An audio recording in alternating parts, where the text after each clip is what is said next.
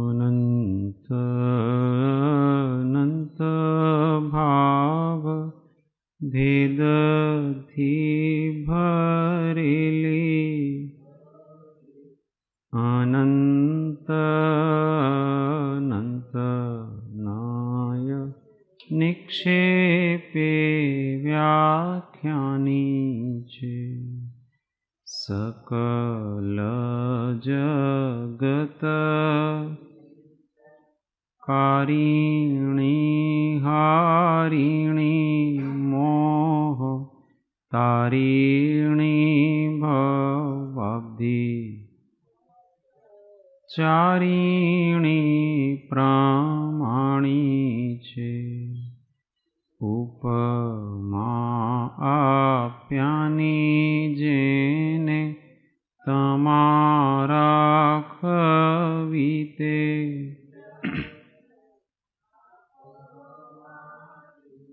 निज मति मापाई में मानी छे अहो राज चंद्र बाळ ख्याल नथी पाम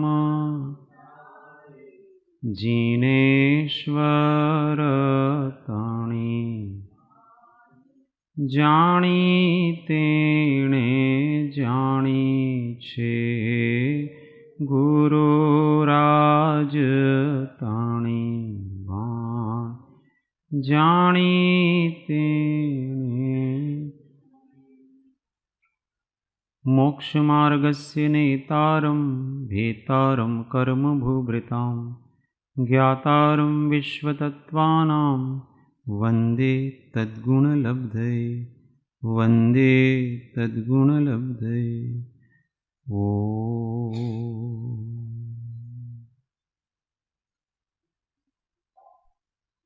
जय सद्गुरु।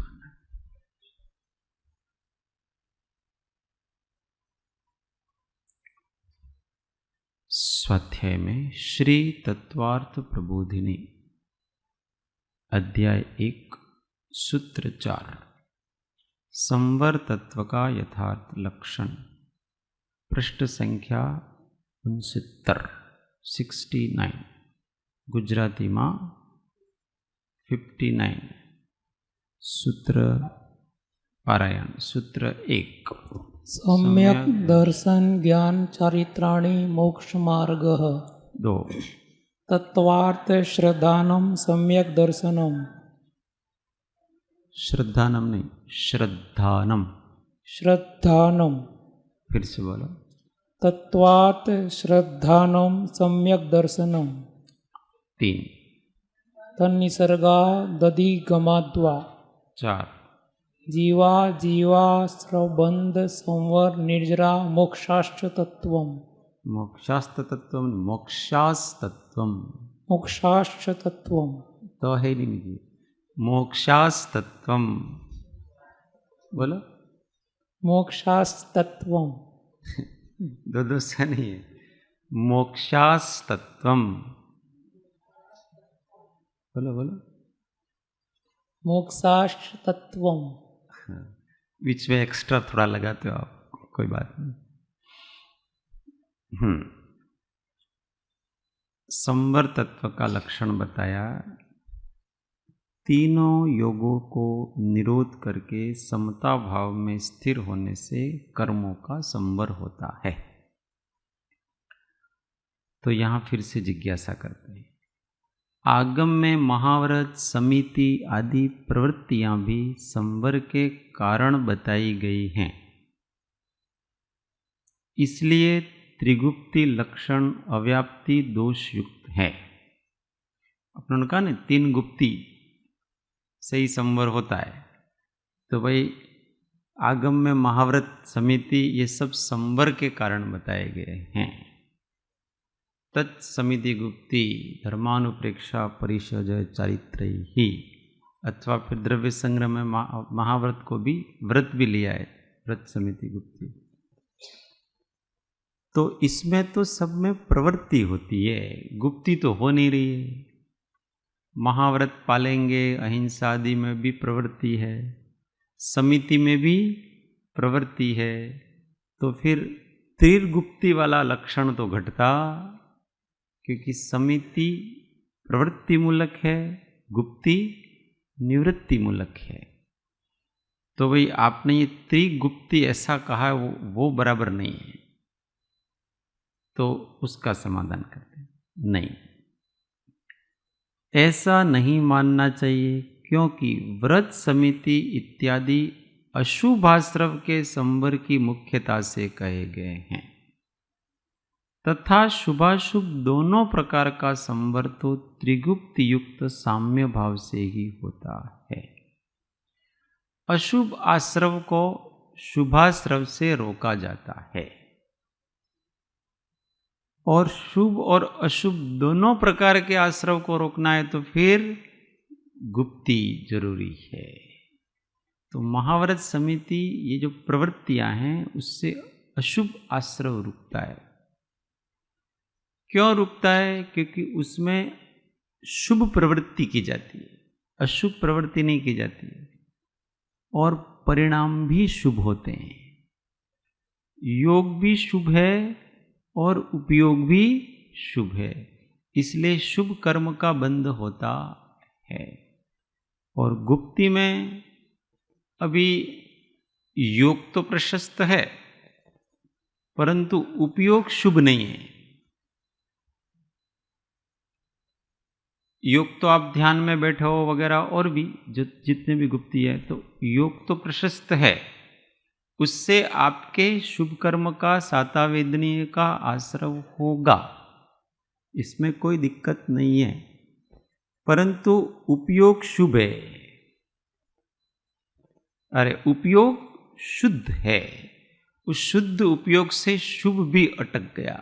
अब आपके वहां केवल साता का जितना आश्रव होता है इतना ही समझ लेना चाहिए।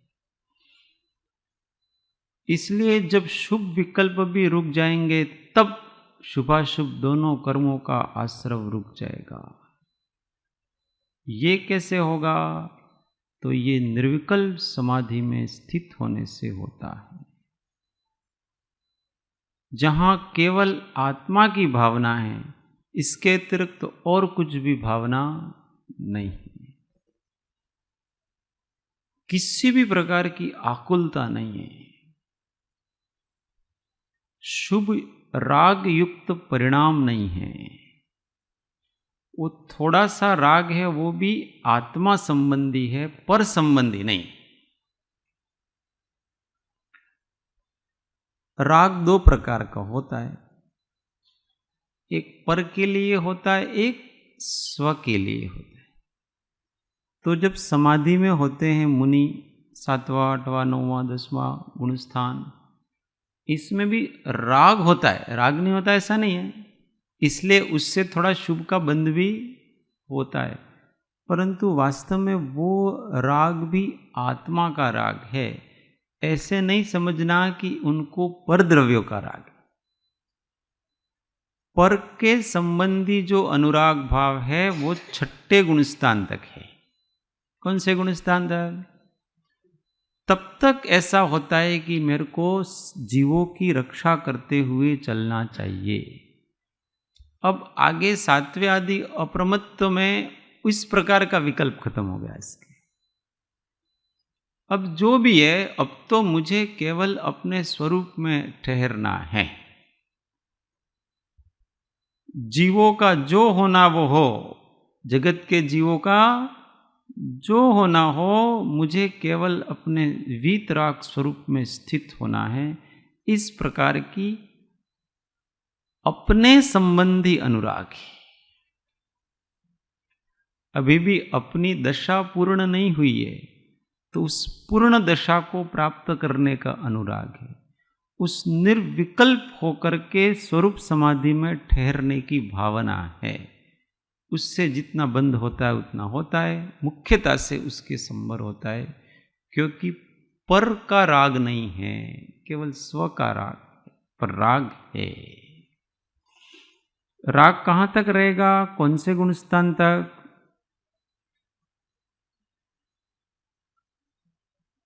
राग कौन से गुण स्थान तक रहेगा रेखाबेन?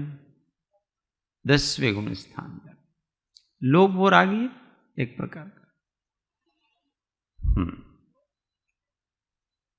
आशा यह है कि त्रिगुप्त युक्त साम्य भाव ही संवर तत्व का निर्दोष परिपूर्ण लक्षण निर्णित करके त्रियोग पूर्वक इसके अभ्यास में लगे रहना चाहिए।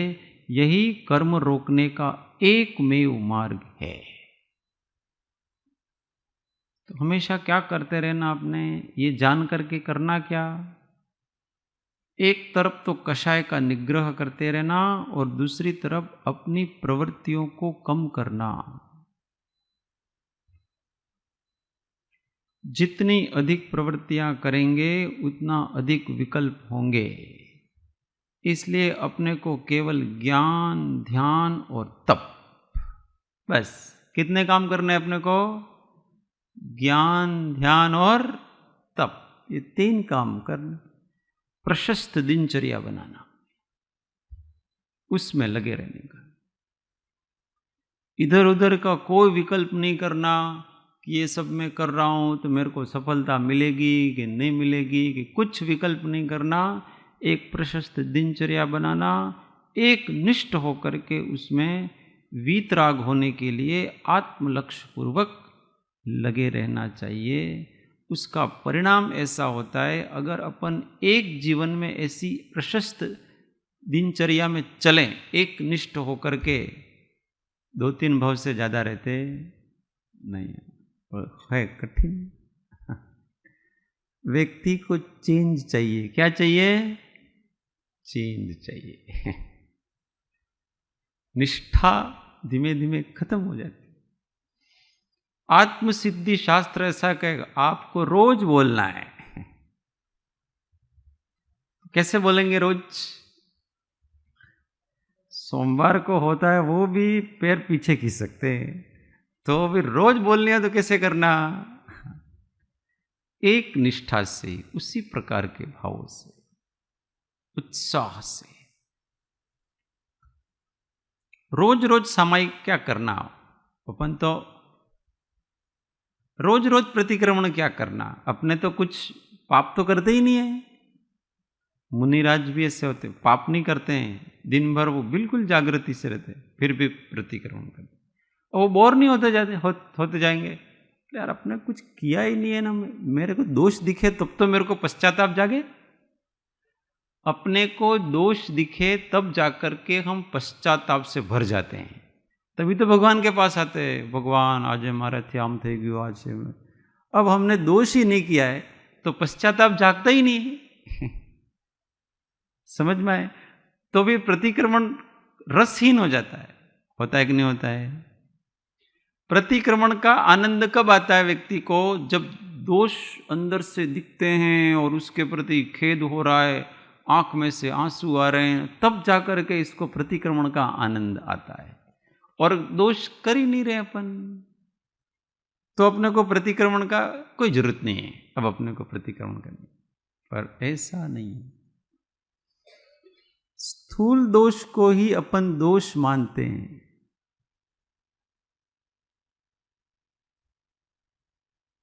निर्दोष परमात्मा को देखें अपन, उनमें और अपने में कितना अंतर आ गया है। मेरे को खाना पड़ता है, ये दोष लगता है अपने? नहाना पड़ता है, ये दोष लगता है? मेरे को चलना फिरना करना, इधर से उधर जाना, इधर से उधर जाना, एक जगह एक तान होकर के मैं बैठ नहीं सकता, ये दोष लगता है आपने? बोलना ही क्यों? पहली बात तो ये कितनी बड़ी विडंबना है कि हमको जीने के लिए बोलना पड़ता है, प्रसन्नता के लिए अपने को बातें करनी पड़ती है। ये सब कितने बड़े क्लेश हैं, हमको समझ में ही नहीं आ रहा है कि दोष क्यों। मैं भगवान की तरह एकदम शांत निराकुल नहीं रह सकता हूं? कितने तो विचार आते रहते हैं और मेरे को शांत रहने के लिए विचार करना पड़ता है। ये कितनी बड़ी प्रॉब्लम। दूसरे दूसरे विचार आते हैं तो मेरी शांति भंग हो जाती है, जबकि शांति मेरा स्वभाव है, उसके लिए मुझे विचार करने की क्या जरूरत है। पर ये जीव, इस जीव का सुख विचार के अधीन हो गया है। ये कितनी बड़ी पराधीनता है। ये का दोष नहीं हो तो दोष अनंत नो भाजन चो। ज्ञानियों को कितने दोष दिखते हैं, वास्तव में तो यथार्थ आत्मा का परिज्ञान होने पर ही हमारे दोषों का पता चलता है कि ये कितने कितने ब्लंडर दोष हैं। बाकी तो हमारे जीवन में वो कहीं खास दोष है नहीं। लोगों को पूछते हैं ना, આપણે कहीं न खोटो नत करता। सज्जनता आ गई तो लोग ऐसे मानते हैं कि हम निर्दोष हो गए। सज्जनता तो वो बस दूसरा किनारा है। अशुभ से आप शुभ में आयो, दोष नहीं टले। सच स्वरूप चेतना, उसकी अगर अपने को उसका भान हो तो पता पड़े कि दिन भर दोष करते हैं, दिन भर अपराध किए जा रहे हैं। क्षण वार के लिए भी हम उस शुद्ध चेतन सत्ता में स्थिर नहीं हो पा रहे हैं, उसका आभास नहीं कर पा रहे हैं। तो कहाँ अपन बढ़ता, कौन सा गुण है? सब दोष ही दोष है। ऐसा होता है। तो ये राग, प्रयत्न करें अपन कर्म रोकने का, केवल और केवल आत्मचिंतन से समस्त प्रवृत्तियों को रोक दी जाए। जितना हो सके जीवन को संकोच लिया जाए। बस केवल स्वाध्याय करेंगे, ध्यान करेंगे, किसी की सेवा करेंगे, भक्ति करेंगे, बस इतना तो बहुत है। इन चार से जीवन नहीं चलता है। चलता है खाना खाएंगे, और ज्यादा करना है तो खाना खा लो, और क्या और ज्यादा करना है तो 2-4 घंटे सो लो। इससे अधिक और कुछ चाहिए तो फिर इस जीव को अभी मोक्ष नहीं चाहिए। इससे अधिक कुछ पसंद है उसको। ये सब चीजें मिल रही हैं किसी को, ज्ञान ध्यान हो रहा है, कोई गुरु है, मार्गदर्शन है, सत्संग है, 2 समय की रोटी मिल रही है और रहने का मिल रहा है। इसके अतिरिक्त किसी को और भी कुछ चाहिए तो समझ जाना चाहिए उसकी मुमुक्षुता के ऊपर प्रश्न चिन्ह। इससे अधिक हमको नहीं चाहिए। खटको आगे निर्जरा तत्व का यथार्थ लक्षण बताएंगे। संवर निर्जरा लगभग एक हैं, जैसे आश्रव बंद एक हैं, ऐसे संवर निर्जरा फिर भी थोड़ा अंतर है। कर्म पुद्गलों का आत्म प्रदेशों से एक देश पृथक होना निर्जरा तत्व कहा गया है। कर्म पुद्गलों का आत्म प्रदेशों से एक देश पृथक होना, एक साथ नहीं, थोड़ा थोड़ा करके अलग होना, यह निर्जरा तत्व की व्यवहार नय से व्याख्या है। यह व्यवहार से व्याख्या की गई है। क्यों व्यवहार नय से व्याख्या है? व्यवहार, हाँ बहुत अच्छा, कर्म की अपेक्षा से व्याख्या की है। जो पर की अपेक्षा से कथन होता है वो व्यवहार नय का कथन होता है। निश्चय नय से बंधन के मूल अज्ञान और असंयम के संस्कारों का शनैः एक देश नष्ट होते रहना निर्जरा तत्व परमागम में कहा गया है। अभी अपनों ने बंध का लक्षण बताया था। क्या लक्षण बताया था? बंध का मुख्य कारण क्या था? कषाय है वो बंध का, और अज्ञान असंयम ये सब कषाय में आते हैं। तो अज्ञान और असंयम ये धीमे धीमे जितने जितने कम हो रहे हैं उतना उतना निर्जरा हो रही है। ये संस्कार हैं अपने, अज्ञान के भी संस्कार हैं और असंयम के भी जीव के संस्कार हैं। अज्ञान मतलब यहाँ मिथ्यात्व समझना। तो जितनी जितनी अपनी मान्यता सम्यक हो रही है उतनी उतनी निर्जरा हो रही है, और जितनी जितनी अपनी विषयों में प्रवृत्ति कम हो रही है उतनी उतनी अपने असंयम कम हो रहा है, तो इसके संस्कार घटते हैं धीमे धीमे, उसका नाम निर्जरा है। एक देश का मतलब आंशिक, हाँ टुकड़ा टुकड़ा कह सकते हो। देश होता है, देश का मतलब एक भाग, पार्ट। ये पूरी दुनिया है, उस दुनिया में भारत एक देश है, तो उसका पार्ट, टुकड़ा, पार्ट पार्ट, खंड खंड।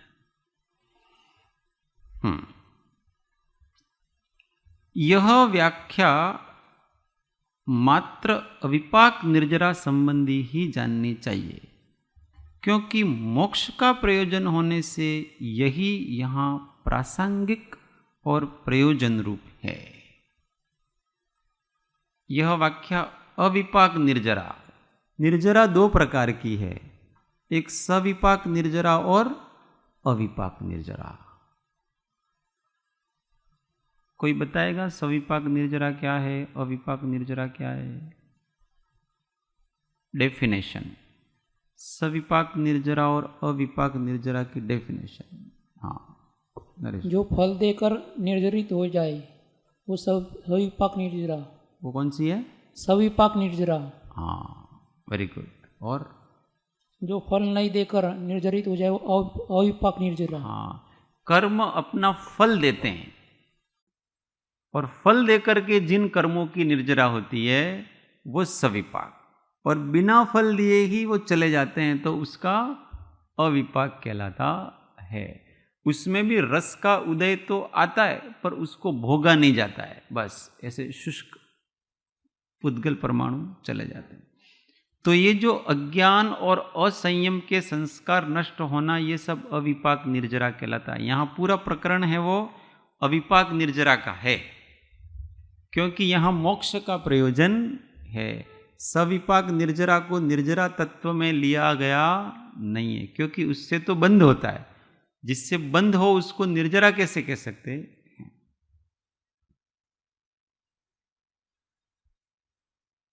जैसे जैसे अज्ञान और असंयम के संस्कार कृश होते जाते हैं, वैसे वैसे ज्ञान दर्शन चारित्र आदि गुण प्रकट होते जाते हैं, जिससे स्वतः ही ज्ञानावरणादि पुद्गल आत्म प्रदेशों से पृथक होते जाते हैं।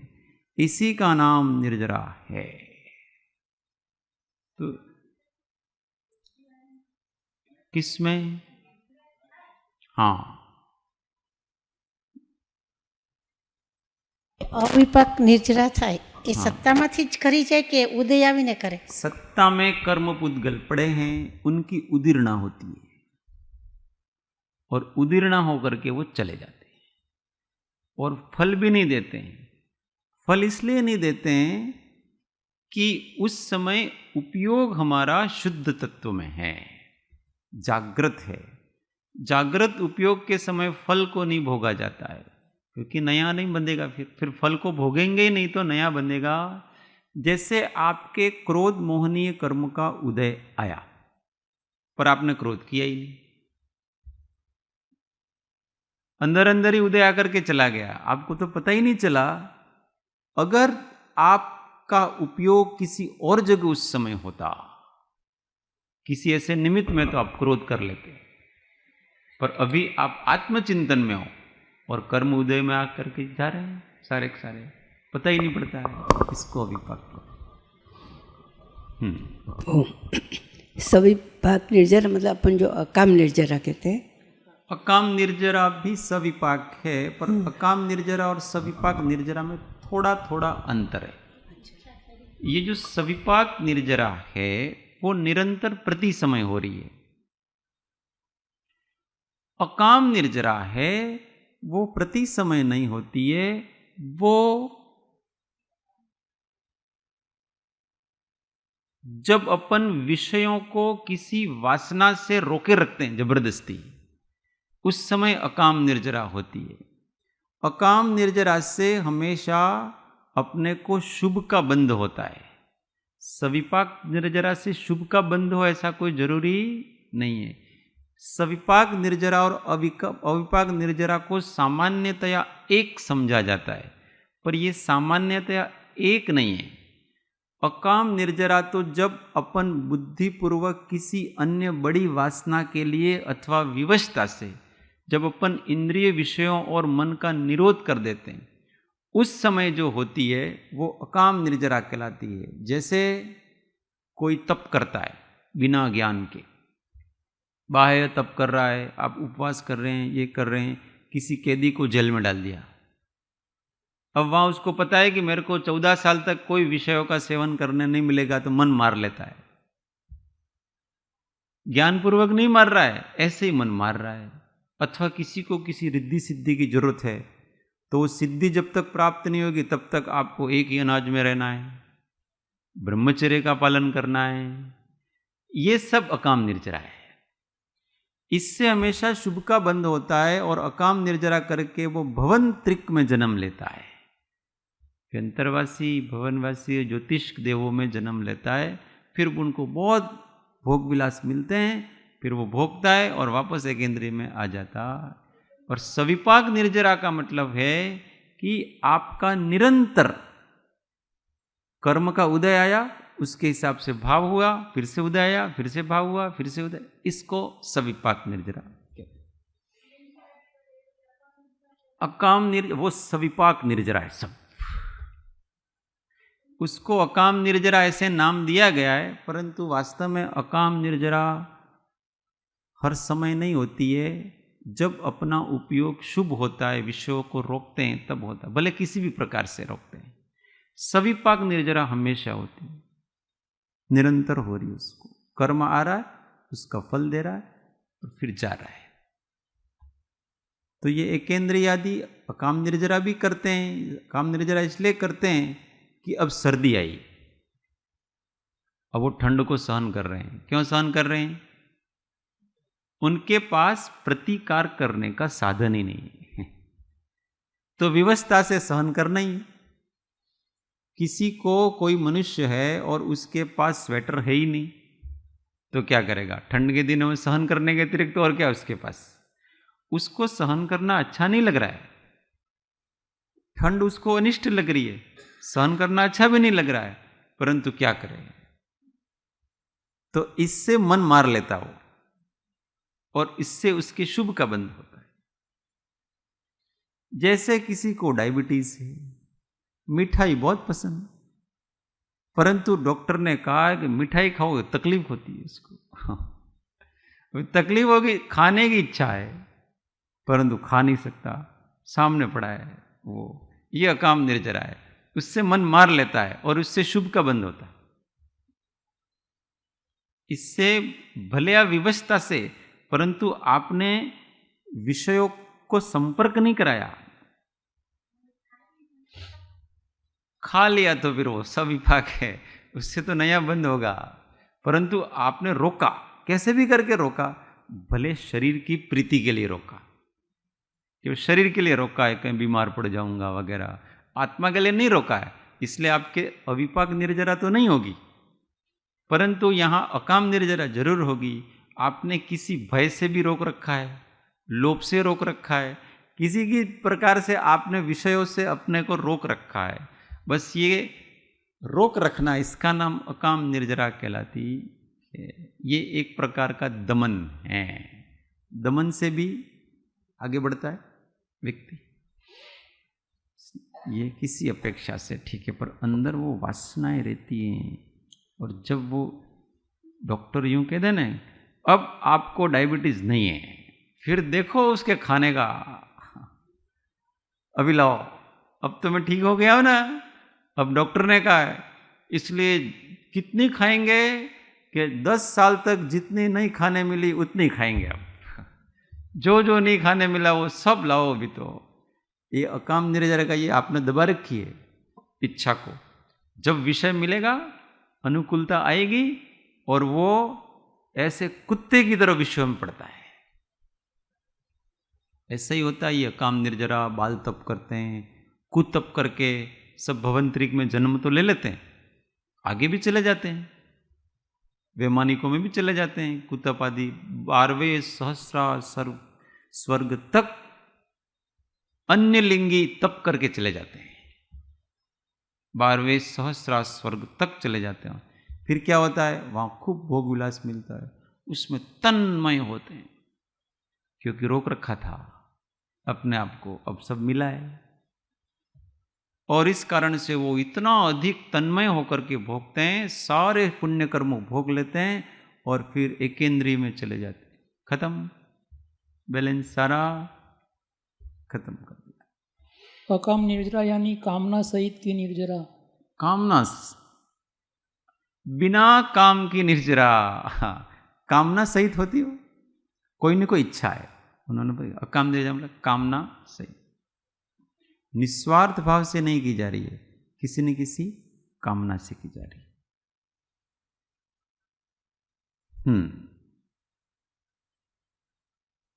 इसका मूल, हाँ, तो जैसे जैसे अज्ञान और असंयम के संस्कार कृश होते जाते हैं, वैसे वैसे ज्ञान दर्शन चारित्र आदि गुण प्रकट होते जाते हैं, जिससे स्वतः ही ज्ञानावरणादि पुद्गल आत्म प्रदेशों से पृथक होते जाते हैं।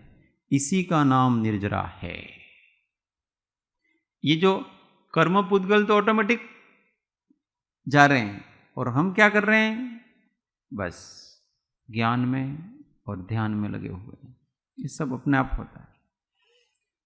इसका मूल कारण तप भाव है, क्योंकि कहा है तपसा निर्जरा, तप से निर्जरा होती है। तप करेंगे तो निर्जरा होगी। अब तप किसको कहते हैं? आत्मा के मोह क्षोभ रहित निस्तरंग शुद्धोपयोग भाव को तप भाव कहते हैं। मोह और क्षोभ से रहित, तरंग रहित जो अपना चैतन्य शांत अवस्था है, इसलिए शांति को परम तप का है। क्षमा को तप में सर्वोत्तम तप कौन सा है? तो क्षमा, क्योंकि क्षमा में कोई रिएक्शन नहीं होता है, शांत रह जाता है। ये सबसे बड़ा तप है। इसलिए कहते हैं कि जो हमेशा शांत रहते हैं वो भोजन करेंगे तो भी तपस्वी है, नहीं करें तो भी तपस्वी। वो कुछ भी कर रहे हैं पर हमेशा अंदर से शांत हैं, वो महातपस्वी हैं। उनकी निरंतर निर्जरा, धड़ा धड़ कर्म के दलिए दलिए खत्म ही हो रहे हैं उनके, क्योंकि भीतर से शांति प्रकट हुई। शांति का मतलब जड़ता नहीं, एकदम उदास उदास बैठे रहना, इसका नाम शांति नहीं है। विकल्प रहित होना। अब कोई विकल्प ही नहीं आता है, इसका ये हो रहा, ये हो रहा, दुनिया कहाँ जा रही है, कुछ भी विकल्प नहीं आता है। अपने शरीर का भी विकल्प नहीं आता है, आसपास के लोगों संबंधी भी विकल्प नहीं आता है, देश समाज का भी विकल्प नहीं आता है, दुनिया का भी विकल्प नहीं आता है, किसी का विकल्प नहीं आता है। केवल और केवल आत्म विकल्प आते हैं। मैं हमेशा वीतराग शांत निराकुल रहूं, ज्ञाता दृष्टा रहूं, बस अपने स्वभाव में ही रहूं, ऐसी भावना निरंतर होती रहती है। बाकी पड़ोस में क्या हो रहा है कुछ पता नहीं। जिसको जो करना हो करो। कोई निंदा कर रहा है करो, प्रशंसा कर रहा है करो, कोई कुछ दे रहा है दो, कोई कुछ ले रहा है लो, अपना क्या। निंदा प्रशंसा लाभ हानि मान अपमान साता असाता अनुकूलता प्रतिकूलता जय पराजय, इन सब से ऊपर विकल्प नहीं हो रहा है। बहुत लाभ हो गया ठीक है, हो गया, हम क्या करें इसमें। और बहुत नुकसान हो गया, हम क्या करें इसमें। अपन क्या करें भाई, लाभ हो तो अपनों ने क्या किया और हानि हुई तो अपनों ने क्या किया। हमारा लाभ हानि तो यही है कि जब हम अशांत होते हैं, विकल्प करते हैं तो हानि है, विकल्प नहीं हो रहा है तो लाभ है, आत्मलाभ। और लाभ हो गया और बहुत हर्ष हो गया तो विकल्प हुआ। कौन सा ध्यान हुआ? रुद्र ध्यान। कौन सा ध्यान हुआ? रुद्र ध्यान। अपने को कोई अच्छा लाभ मिल जाता है ना, घर में बेटा पैदा हुआ तो कैसा होगा? पोता हुआ है भाई, मिठाई खिलाई जाएगी, सब खिलाएगी, क्यों? लाभ हुआ, पुत्र लाभ। कौन सा लाभ हुआ है? वो आपकी कर्म निर्जरा कराएगा कि नहीं? कि कर्म बंधन कराएगा वो। आपके एक विकल्प का साधन आपके घर में आया और आप खुश हो रहे हैं। विषय का साधन आया, राग का साधन आया, ममत्व का साधन आया, उपाधि का साधन आया और आप खुश हुए जा रहे हो। जन्मदिन भी मनाए, हैप्पी बर्थडे, सब कुछ हो रहा है। कौन सा ध्यान चल रहा है ये? ऐसा मैं नहीं कहता हूं, कृपाणुदेव कहते हैं, लक्ष्मी अने अधिकार वधता शू वध्यो ते तो कहो, शू कुटुंब के परिवार थी वधवापणु ते कहो। कुटुंब बड़ा, परिवार बड़ा, इससे क्या बड़ा? केवल विकल्प बढ़े, अशांति बढ़ी है, कर्म बढ़े, ऐसा समझना। हानि हो रही है, ये लाभ नहीं हो रहा, ये क्या हो रहा है? हानि। पर वो व्यक्ति अपने आप को आत्मा नहीं मानता है ना, इसलिए उसको हानि नहीं लगती हो। जब आप आत्मा मानेंगे तब लगेगा कि ये सब तो हानि है भाई, गड़बड़ हो रहा है।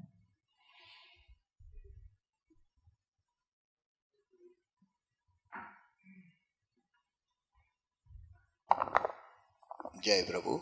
हम्म।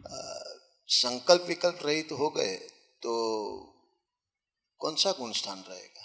संकल्प विकल्प हो गए, ये संकल्प विकल्प रहित चौथे से, पांचवें से, छठे से, ये सारे गुण स्थान विकल्प रहित होने के, उसमें धीमे धीमे चौथे में कम, पांचवें में अधिक ज़्यादा विकल्प रहित होते हैं, छठे में अधिक और विकल्प रहित होते हैं, सातवें में स्थूल विकल्प बिल्कुल नहीं होते, जो अपने बुद्धिगम्य हो ऐसे विकल्प बिल्कुल नहीं।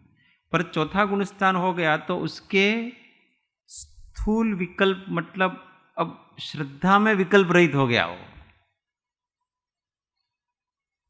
चित्त दोषात्म विभ्रांति, चित्त मतलब संकल्प विकल्प, दोष मतलब रागादि दोष, और आत्मा, इसमें भ्रांति समाप्त हो चुकी है। विकल्पों को वो अपना नहीं मानता है और इष्ट भी नहीं मानता है। इस अपेक्षा से वहां निर्विकल्पता कहलाती है। वहां विकल्प हैं, रागादि दोष भी हैं, परंतु उसमें उसकी आत्मबुद्धि समाप्त हो चुकी है, भ्रांति समाप्त हो चुकी है, इससे उसके प्रति उपेक्षा रहती है। जैसे जैसे फिर चारित्र शक्ति बढ़ेगी वैसे वैसे वो विकल्प समाप्त होंगे। बेटा है पर बेटे के विकल्प हैं। ऐसा है कि ये मेरे लिए अब इष्ट नहीं है, ये आत्मा के लिए अनिष्ट, ऐसा हो गया है। पहले अज्ञान अवस्था में तो ऐसा है कि ये मेरे को बाद में जाकर के सुख देगा, अभी भी मेरे को सुख दे रहा है कि नहीं दे रहा है? बेटा पैदा होता है तो सुख मिलता है कि नहीं मिलता है? नहीं तो इतना 9 महीने पेट में कौन क्यों रखे? आनंद मिल रहा है उसको खिलाते हैं बचपन में, उसके साथ उसकी ममता करते हैं, तो ये सब सुख दे रहा है, संसार का सुख। पर वास्तव में वो क्या दे रहा है? संसार का सुख नहीं दे रहा है, हमको दुखी कर रहा है, पता नहीं पड़ता है। बंधु बंधन के मूल। हाँ, टाइम हो गया।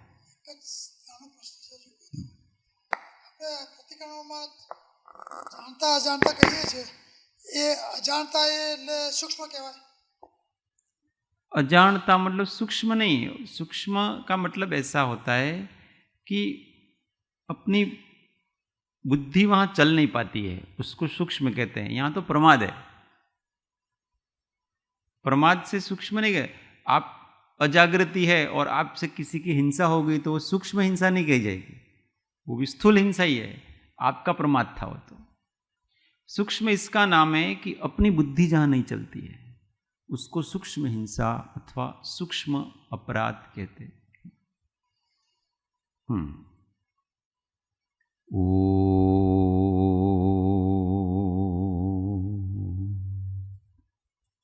सुखधाम अनंत सुसंत चहि, दिन रात्र रहे तध्यान मही, पर शांति अनंत सुधामय जे, प्रणमो पद ते वरते जयते।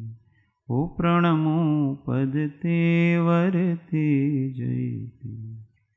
बोलो महावीर स्वामी पंच परमेष्ठी परम कृपाळु सद्गुरु सब संतन की जय।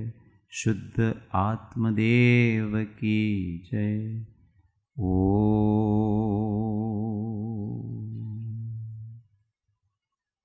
जय सद्गुरु।